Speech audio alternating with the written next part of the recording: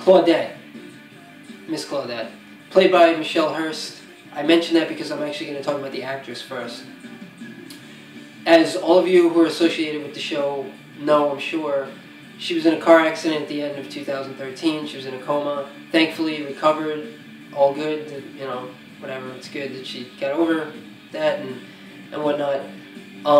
But what I saw when I was researching this, and I didn't know about any of this until recently, until I was researching her character, is that her family and fellow cast members took to social media to raise $25,000 for her and her medical care. Now, first of all, under socialism, universal health care, that would not be necessary. Why should that be necessary? Nobody should have to do that. It should just be something like that happens to you, you get the medical care that you need. It's not a debate, that's just the way it is. Like, why should it be any other way? Now, something else that I think is interesting to think about related to this is she has these connections. Like, for instance, Natasha Lyonne, I follow her on Twitter, so I know her more than I know other cast members or whatever. She's got 180,000 followers on Twitter. That's quite a network to tap into to raise funds. What if, instead of being an actress on a show like this, she was just some random person, right? And this happened to her. How much more difficult would it be for her and her family to raise that money? Now, I'm not... The whole point here is, like, look at white privilege, right? With Piper, and, you know, people in the prison were pissed at her because she got furlough, and it's like, why are you pissed at her for getting furlough? You should be pissed at the fact that you're not getting furlough. Like, everybody should be getting it, right? Just like here, don't be pissed at, you know, Michelle Hurst because she knows people that can help her raise funds. You should be pissed at other people who are not as fortunate to be in that situation, are not able to get that kind of money, and we should just have universal health care so everybody gets taken care of equally, and it's not an issue.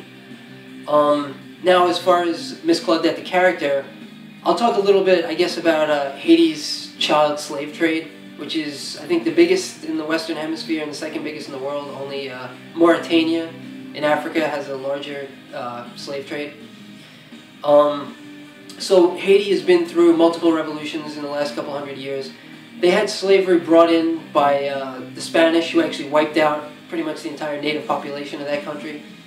So the slavery was brought in similar to how it was brought into the United States. And they've had revolutions, but every time people take over who want to continue the way the economic system is, they want to continue, you know, slave labor and child slavery and the slave trade and all that. So the question really becomes, that I want to address a little bit, is like, let's say the United States is socialist and Haiti is still the way it is, and we want to help, you know, the plight of the people there and the child slave trade. And you start asking, like, well, does it have to be done through the United Nations if there's going to be some kind of military intervention? You know, is it something where it's like, because if you got a bunch of socialist countries, a bunch of capitalist countries all in, you know, the UN, then the capitalist countries are going to be benefiting from the slave trade, and they're not going to want to intervene, so does it become then you just sort of form your own coalition separate from that? Or is it, do you just decide as the United States on its own to take action? So a little bit about kind of theoretical changes to the way the military works would be, you would have something where use of force, or use of military be authorized by the government and the governed, which is the people of the country. You know, it's such a big decision that really the decision should be made by everyone. But then, as a second layer, the people who are actually in the military who would be going to be involved in that, they would also have a vote as individuals whether or not they felt it was right or wrong for them as an individual to go and be involved, rather than them being forced to do it. Like, even though they sign up and they get the training in the military, you're not signing your life away. You know, you still have autonomy. You still can make a decision about whether or not you think what they're trying to make you do is right or not. So yeah, I don't really know.